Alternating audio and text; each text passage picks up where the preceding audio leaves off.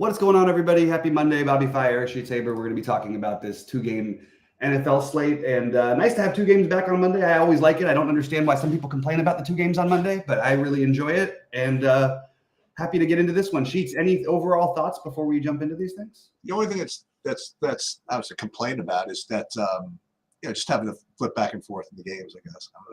Yeah. Don't you have the multi-views set up on your TV? Well, is one of them on freaking like Amazon or something, or is it like? Oh, maybe. I don't know. I don't even know. I'm not even sure, to be honest with you. I don't even know what channel any game is on. It's ridiculous. But no, I like it, and we should get into it by talking about. This is my most interesting thing to talk about. These two game slates is how you play them, because we know how to play. Well, we think we know how to play big slates. And we think we know how to play showdowns, but these two game slates are in the middle. You know, like when I play like classic slates, I try to find the best plays. I just do, and I try to get somewhat different or whatever. Use the sims and try to stack them, in a very pure way. And yeah, we'll try to make some pivots, but in general, you want to make the best plays. You don't worry about leaving salary on the table in like classic slates, because quite frankly, you're not worried about dupes like at all. You're worried about ownership, but that's a little bit different. Right. Where in showdown, it's like the Wild West. Like I spend like 50% of my time talking about guys that are going to get no snaps, right? And thinking about whether you want to leave only 1,000 on the table or 8,000 on the table, and figuring out what looks like the most logical way the game can go, so we know to go the opposite. It's like right. So showdown is a totally different animal, and how to play a two game slate is different still. So I'm thinking about whether I want to build my lineups according to showdown theory or according to classic theory, and I guess the easiest answer is, well, it's a blend, right? It's a little bit of both, and I guess that makes sense, but that I think is the most interesting part about this. But we can talk about the games. They both have similar spreads and similar totals. One's 45. They're both about 45, right? And 44. 6-point spread, 8-point spread, same shit, right? You want to talk about who you like in the games first, I guess. Or you like Chicago, Minnesota first, I guess. Yeah, I think Minnesota should win this game. I don't know if I'd want to take the 7 points if I was on the Bears side of it. I actually did believe in this Minnesota defense as being pretty solid. I do like in the dome, though, the idea of playing some Caleb Williams stacks here, and I don't think that's going to be particularly earth-shattering. But I do think that there is a couple plays you can get a little bit different with. The ownership on Adunze is a little bit lower. I'll be well over that kind of a play. Actually well over pretty much on the entire Chicago side of things at every position. I look at my ownership versus the field, and it seems to be higher. This is an incredibly good tight end slate, so you're going to see a lot of double tight ends, and Cole Kmet is going to have lower ownership because of it, and I'm very happy to play Cole Kmet. So I'm actually I'm a little heavier DFS wise on this game than I am the other one right now. I'm probably going to flip it, and I guess one of the things that I'm sort of flirting with the idea of doing is maybe playing some Cam Akers and not playing Aaron Jones in every lineup, which the Sims will kind of try and give you, just to try to get a little bit different. And I don't think Aaron Jones is a guaranteed smash. Cam Akers has been taking some of the work, so that's something I've been considering. Now just for it to be clear, it's two games in domes, right? Yeah. So no weather bumps the offenses. Mm-hmm. You had to bring up Cole Kmet tight end slate, so it reminded me. I forgot to whine about something. So my best ball team going into yesterday, again, I made it to round 2, and I said if I needed to squeak by yesterday, I knew I'd be set up really nicely next week, because I had a Cleveland Cincinnati like double stack going, and Njoku got ruled out, which was kind of annoying. Now I do have 2 guys going today still. I've got both Kmet and Hawkinson from that game. And I'm not going to get there. I mean, they need to get like 40 points between the two of them, whatever.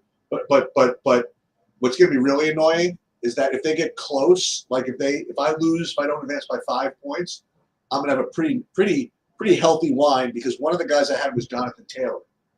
Oh my God. Yeah.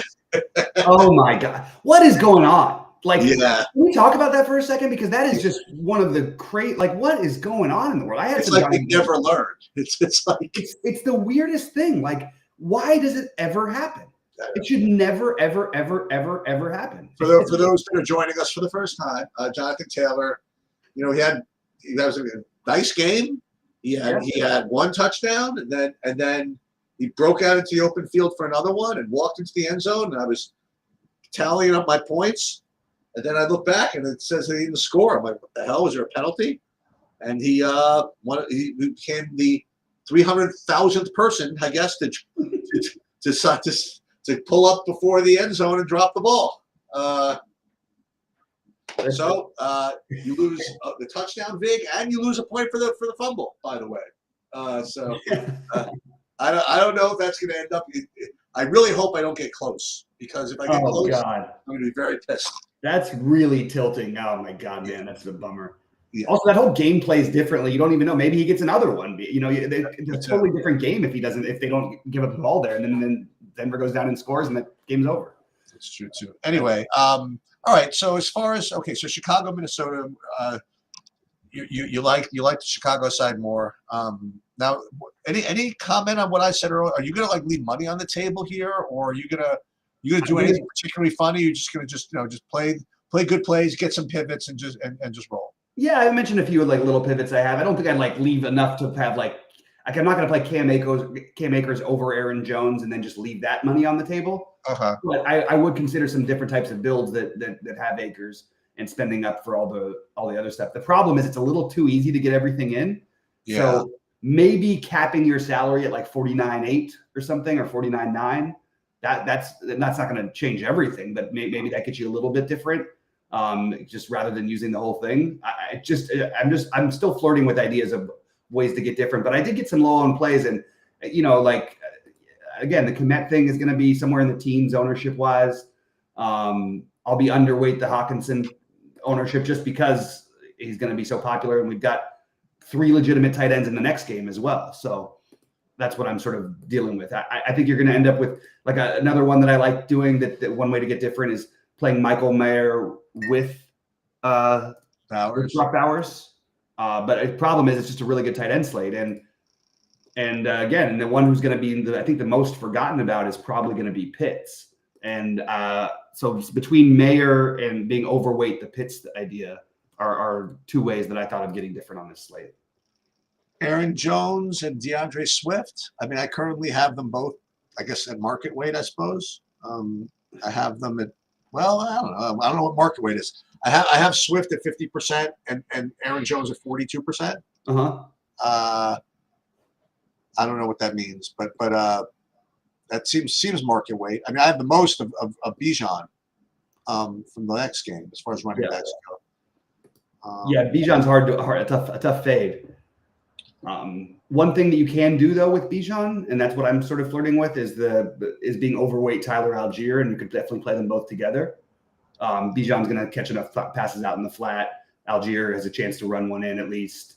So that's one way to get a little bit different, is maybe be overweight the Algier versus the what should be a pretty chalky Sincere McCormick on the other side at just a little bit more expensive. So Algier and Cam Akers are two things that I thought about doing a little differently today as well. What do you think of the idea of just overstacking both of these games? Just going just making sure your lineups are committed to one or the other. Yeah. I think it makes a lot of sense on a 2-game slate. I'm sort of by the way, it's Desmond Ridder revenge. Unfortunately, he's going to have some ownership. He's 4,800. He is a really bad player, but he is a guy who can be good for fantasy because he can run a little bit. He's willing to take shots. You know what I mean? Sort of like that Rattler from the Saints. I feel like they're kind of similar players. So I actually want to be overweight the Ridder stacks. But part of my way of doing it at low ownership is playing some Trey Tucker and playing some Trey Tucker is, I think, a totally reasonable play, but there's just no reason to spend down that much at receiver for him. So he's not going to get owned. But I like the idea of being overweight Trey Tucker and Michael Mayer as my differentiators for the Raiders. Well, to stay thematic here, like if this were a showdown, okay, first thing I would do, I would look at the Raiders and I would say, okay, which of these guys am I playing between Madison and Amir Abdullah? Okay, because that's the first thing you look at is like the backups. And remember last week in Classic Slate, I spent like 45 minutes describing why I thought Amir Abdullah was going to be a great play. And then you even said, I don't even think he's going to be the guy. It's going to be McCormick. And McCormick actually had a good game. Yeah. But I don't think Abdullah's out of play on a 2-game slate. Mm-hmm. I don't. And if they're behind, I don't really know the answer, but I can make the case that Abdullah would be the guy in there. It's possible. And I don't know if I want to just eliminate Alexander Madison from the rotation. Even though the Raiders might, I don't think I want to yet. I don't know. I mean, he could get in there and get a touchdown, maybe. I don't. Again, it's showdown stuff, but still. And then like Atlanta. I mean, look, you already mentioned Algier, so I totally agree with that. Like if this were showdown, like Cam Akers would certainly be in play. Mm-hmm. Matter of fact, if we're showdown, well, at the showdown slate, you probably get C.J. Ham at like 200 or something, so it's different. But even Ty Chandler. I see him get the ball sometimes. Mm-hmm. But again, the question is, do I include them in my pool for 2-game slates? And if I did include them in my pool, would I get to them? And if I did get to them, would I complain about it? And then the last one, and then you can address all of them, is Chicago. You have no Roschon Johnson, so the next backup we're talking about is Travis Homer at 4K. Now, you also should note that while DeAndre Swift is probably going to play, he's not officially playing yet. I don't know. Again, showdown, Travis Homer. They're going to talk about him like 30% of the time in content, But in 2-game slates, he's going to be completely ignored. Right. But part of it again is because his price is a classic slate price, right? It's 4K instead of whatever he is on showdown. Maybe he's not even that cheap on showdown either. But what do you think of like all the backups as far as the running backs go? Yeah, I think that so Algier is my favorite, but I don't know if I want to play the amount of chalk that's going to go to Swift. I mean, I guess Akers would be my second favorite of the backups, and Homer would be my third. I think there's a chance that we'll hear about it, obviously, whether Swift plays or not, but I don't think it's out of the question that he doesn't. And if he doesn't, then you have a really chalky Homer, and you probably are leaving money on the table. Yeah. So it's an interesting situation. Let's look at some other backups. So wide receiver backups. I'm just looking at projections and stuff. I mean all these guys are in play anyway, like Ray McLeod, Trey Tucker. You already mentioned him. I mean Dunze. I mean obviously. And I'm looking at some of these guys that I wouldn't play any of, like Trent Sherfield. I don't know if he's playing nowadays. Just trying to see how you win 500,000 like in a 2-game slate, right? How about Jalen Naylor?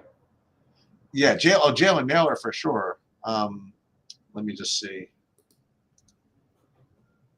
Yeah, Jalen Naylor. I like that. That's a good one. Yeah, Naylor and Tucker are I think my 2 favorite get different ones. Yeah. Tight ends. Johnny Munn from time to time catches balls. Josh Oliver from time to time catches balls. 2,700's a little. Again, showdown. I'll play him at like 800. I don't know if I want to play him at 2,700 though. That's just the only problem there. Chicago tight ends. You already mentioned Kmet. No one else is really getting a. Hey, poor Gerald Everett. I didn't even know he's on a team. I don't like know anything about Gerald Everett. I know the name. I've never thought about him. Ross Dwelly, Charles. Okay, I don't think any of these guys. And the one that you mentioned was the Michael Mayer. It's so funny. We talked about him the week before. He actually had a good game. We said, you know what? If he was on any other team, he'd be like tight end 1, right? Yeah, I remember you said that. I guess he'll get traded next year, I guess, or something. He was an early pick for them the year before. They just happened to get lucky into Bowers falling to them. Yeah. So yeah, they kind of had to go for it. But he might get traded back. They might. that you might see them start running. If they had a real coach, you'd run the double tight end sets. It makes just so much sense. I just don't understand why they don't do that. But they have a very strange. I love the guy as a person, Pierce, but I just don't think he's a good NFL head coach. I think defense is just a complete crapshoot. I think all these quarterbacks are live to throw some bad passes. So what you could do is, okay, I don't know. Listen, if you get to quarterbacks with the opposing defense, 2-game slate, I think it's perfectly fine. If you wanted to do something that's going to differentiate yourself, it's, I don't want to say asking for trouble, but if you want to limit your running back with defense correlation, because I think a lot of lineups are still going to get there by force. Mm-hmm. And if you could avoid that, I mean, again, don't drop to all your 5,000th lineup just to get that. But I think one versus the other, you get two equally projected lineups, and one of them going to have the running back and defense. I think the running back and defense is more likely to be duped than the others. I don't think it's that big of a deal, so that's something you could do. Aside from that, any preference on defense? I mean, or not really? For me, I mean, like if it was just a raw slate or whatever, I would like the Vikings defense and the Falcons the best. There's nothing shocking there. Sure. And the Bears are the cheap one that you can use. So I really am just probably going to spread it out right now. Right now, it's giving me all the Vikings. I don't necessarily love that. I do like playing your defense against the offense you're stacking. I think it makes a lot of sense. You get that weird, couple turnover sacks and maybe a pick six or something like that. And then the offense goes and does the scoring. So I actually like the idea of stacking defenses with the teams. It's also counterintuitive to people, so they don't usually do it. But on these 2-game slates, it's something I do a lot on the 3-game slates for Thanksgiving. I like to do that. And as far as I'm concerned by quarterbacks, this is the one get weird play that you could consider. Again, if he was a little cheaper on the showdown side of things, I am not. I watched Kirk Cousins last. I thought he was horrible. I understand he threw for 300 yards. He was terrible in that game against the Vikings. I thought that was going to be his last start, and I think it should have been. So is there a case that maybe – I mean, look, it was the week where four quarterbacks got benched this week? Maybe it happens with Cousins at halftime and you take a really weird shot on like Michael Penix. Probably a little – like maybe that's like a 1 out of 150 type of thing. But I don't think it's out of the question that Penix could get some run, and especially if they're trailing, but for some reason – Maybe Penix goes off in a half, and that's good enough to win you the slate. But it's far fetched. It's just something I considered. Probably better for a showdown if you're going to do it at all. I like this Penix too. I'd like to see him get in there. Yeah. But that's all I really have, and it's interesting that I thought he would at least have like a projection of 0.1 or something. And he doesn't have any projection at all anywhere. Right. I really thought there was a chance that he might, because watching Cousins, it looks like he can't move, and I don't really know how he comes back from that. Yeah. But by the way, and I had this thought yesterday on main slates. I know Jared Goff ended up having the crazy game too, along with Josh Allen. Is it about time that we just play like Josh Allen and Lamar every week, and we don't even everything else we do just separate from that? We just play them. We forget about everything else. I mean, people forget, like Lamar threw for 5 touchdown passes yesterday too. Lamar was just insane yesterday. And every week these guys are putting up 35 plus. It just feels like we shouldn't even be thinking about quarterbacks anymore, except for playing. Excuse me. What about the performance of Baker Mayfield? What did he end up with? He had like 40 or something. Something really? He ended up that high? Wow. Yeah, he was crazy yesterday. He was great. Mike Evans went off. I mean, Mike Evans went nuts. That's true. Yeah. Dude, they put up 40 on the road against. I know. Whoever that was. He's got to be the most underrated receiver in the history of football, because he's never been talked about as being one of the best 5 receivers or 10 receivers, but every year he just blows up, and he's awesome. And by the way, I like Baker. I have never thought. I still don't think that if you have a great team that you necessarily want to have him as your guy, because he makes a lot of mistakes. But I just like his attitude. I think he's grown on me. I used to hate him, but he's kind of grown on me a little bit. All right. Well, we're probably going to get out of here, and we'll be live again for NBA at 6. We'll be live for NFL at 7. Hopefully, we'll have Brandon Cruz joining us for in this showdown-ish type of slate. And I guess we'll be out of here. Anything else, Sheets?